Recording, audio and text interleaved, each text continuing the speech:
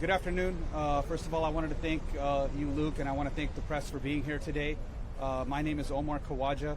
I am an attorney here in Houston, and I am here at the request of my client, Mr. Abdullah Khan, and his family. I'm also here joined by Mr. Omar Yusufzai, as well as Mr. Nisar Momand.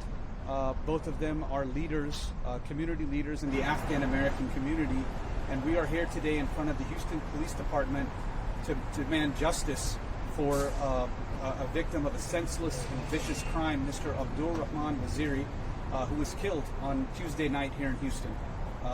There have been some media and press reports indicating that he was killed over a parking lot dispute, and we are here to say no, he was murdered in cold blood.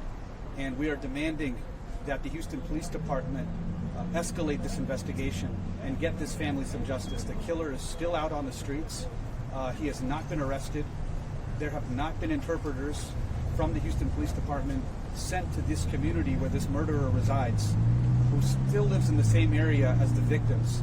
Mr. Waziri was a father.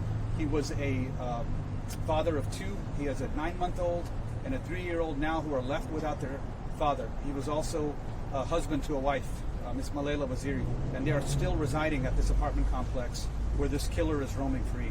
So I am going to stop now because we have statements that the leaders of the African American community would like to make regarding this incident and their demands. And so I'm going to turn it over to Nisar Momand. Thank you. Good afternoon, everyone. I will pass my statement from the community. We stand here today with broken hearts. Our beloved brother Abdul Rahman was brutally murdered, an innocent man whose life was taken far too soon.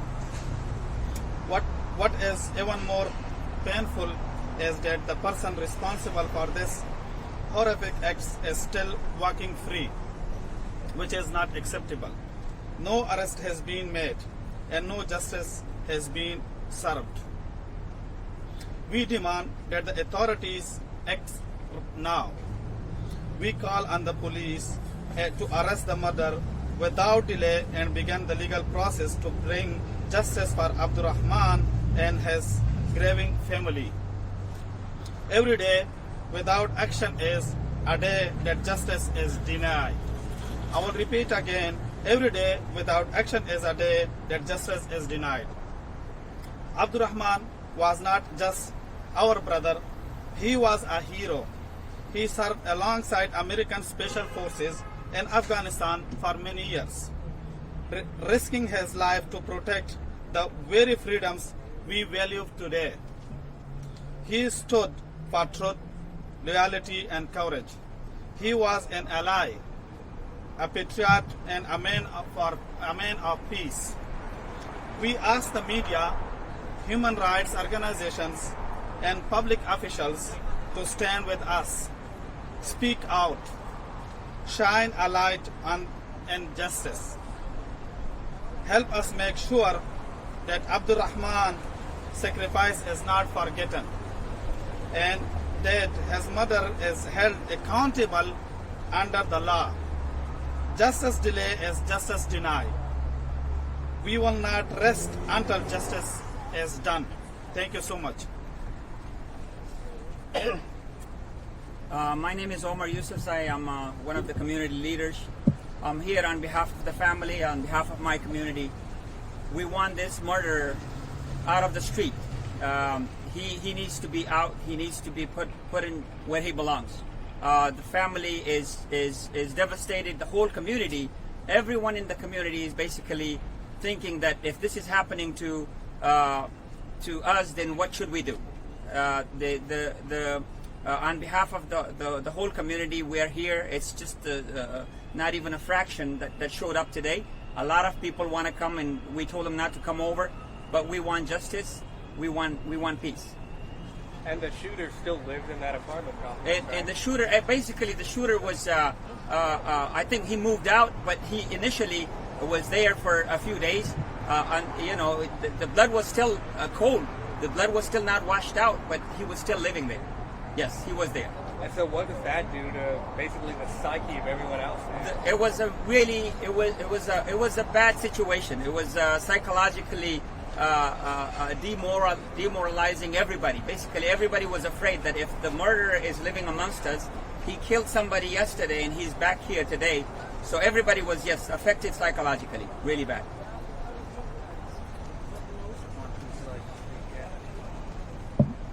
I just want justice for my brother and for his kids, for his wife. That's all I want from everyone.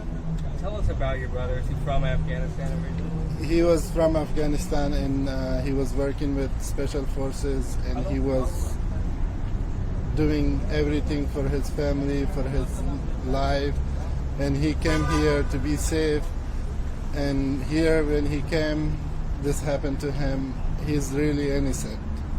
He didn't do anything to anybody here, and he was telling other people to not to hurt someone, and we just need justice for the family.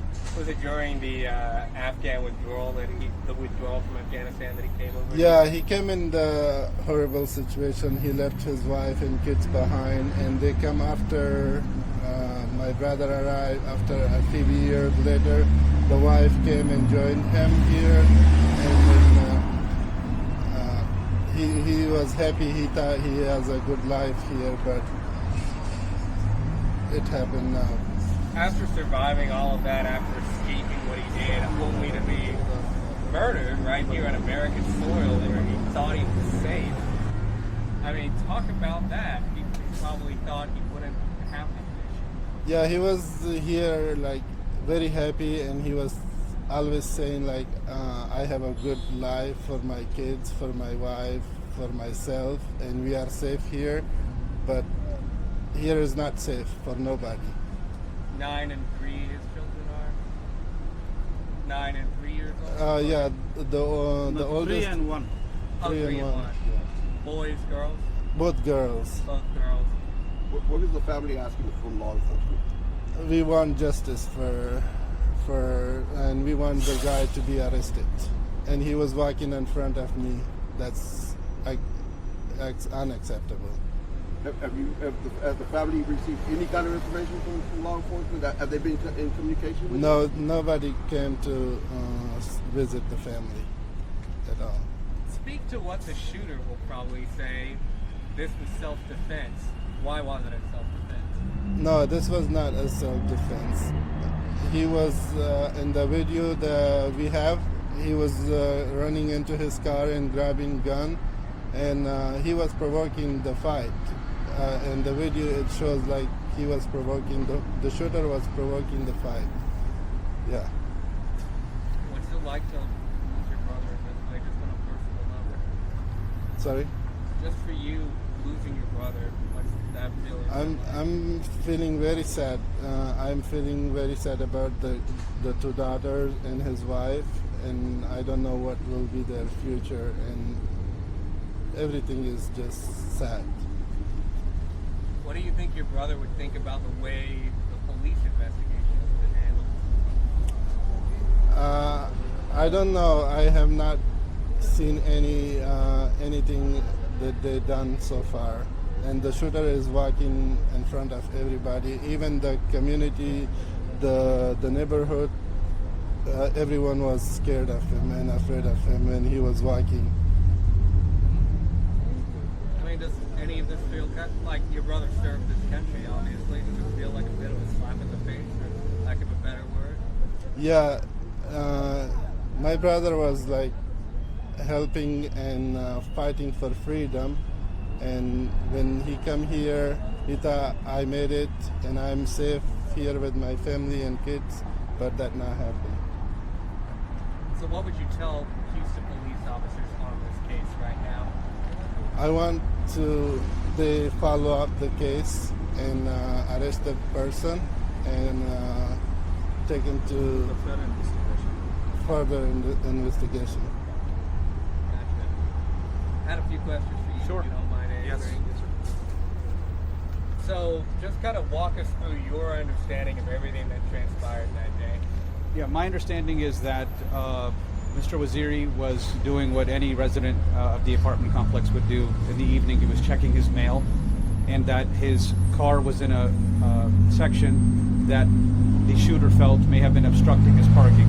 I think that's in dispute, whether his car was actually obstructing anyone's parking. My understanding is that after that incident, the shooter became very aggressive. He attacked basically his vehicle and was doing whatever he could to be aggressive towards Mr. Waziri. Mr. Waziri is a trained soldier. From what we can see on the video, he didn't appear to be stressed out or running or confronting this man in an aggressive way. And the shooter then, a lot of it happens off camera, but basically what happens is the shooter and Mr. Waziri have some sort of altercation, and the shooter, after the altercation is already over and Mr. Waziri is walking back to his car, shooter grabs a gun and murders him. He executes him in cold blood. And so, and then someone at that point called the police. And we believe this was a public execution. There's no other way to call it. And this is not what the law allows in Texas. It was some sort of murder or vigilante justice. And we're asking law enforcement to do their job, to arrest this man. And if he wants to raise a self-defense argument, let him do that with from the vantage point of, or from being behind bars. He can do that. He has all the defenses he has, but we're asking HPD to make an arrest and charge this man with murder. From everything I've been told, it's very difficult in Texas to disprove a self-defense argument. The burden's now on the prosecutors to prove why it wasn't self-defense. So why wasn't it, in your opinion? Well, there's a number of different reasons. I don't want to get into all of the legalities, but I will tell you that self-defense is an affirmative defense in the sense that it's raised after someone has been charged with a crime, right? You cannot provoke the incident and then raise the claim of self-defense. That's not how the Castle Doctrine works, and that's not how self-defense works under Texas law. And so we believe the evidence is going to show that he's, there's at least enough evidence to arrest him for this crime. If all of this occurred off camera, how do you know it happened? Well, there are witnesses in the community that observed what happened, and there has not been a proper investigation to determine who saw what and heard what from this scene. This happened in public view. There's hundreds of residents at this apartment complex, and no one has been sent out to interview anyone yet. So detectives haven't spoken to the witnesses you spoke to? That's correct. Have you provided them with the names of these witnesses? Well, that's what we want to do here today. We want to ask detectives, at this point, it's detectives that are on the night shift that are investigating this crime. This should have been escalated. We've had 4 days now, since Tuesday night now, that this killer has been roaming free, and there's been no information shared with us about what happened or, why it happened, where their investigation is leading. So there's a killer on the streets.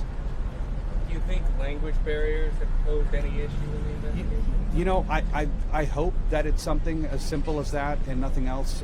If that is the case, then there are plenty of people willing to help with interpretation.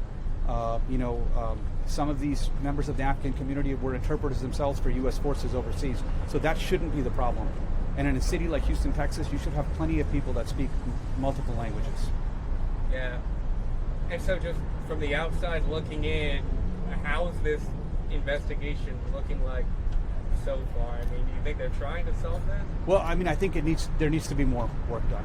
There's panic and fear in the community right now, and depression at the fact that more has not been done. So we're asking the Houston Police Department to step up and do more. Gotcha. And was Mr. Waziri actually enlisted in the U.S. military, or he just worked with special forces? My understanding is that he worked with special forces. Okay. And that he was a trainer of U.S. special forces overseas, and then he was able to obtain a special visa for people who had helped U.S. forces overseas, and then come to the United States with his family eventually. So if there's anything else we haven't asked, or if anyone wants to say something, feel free.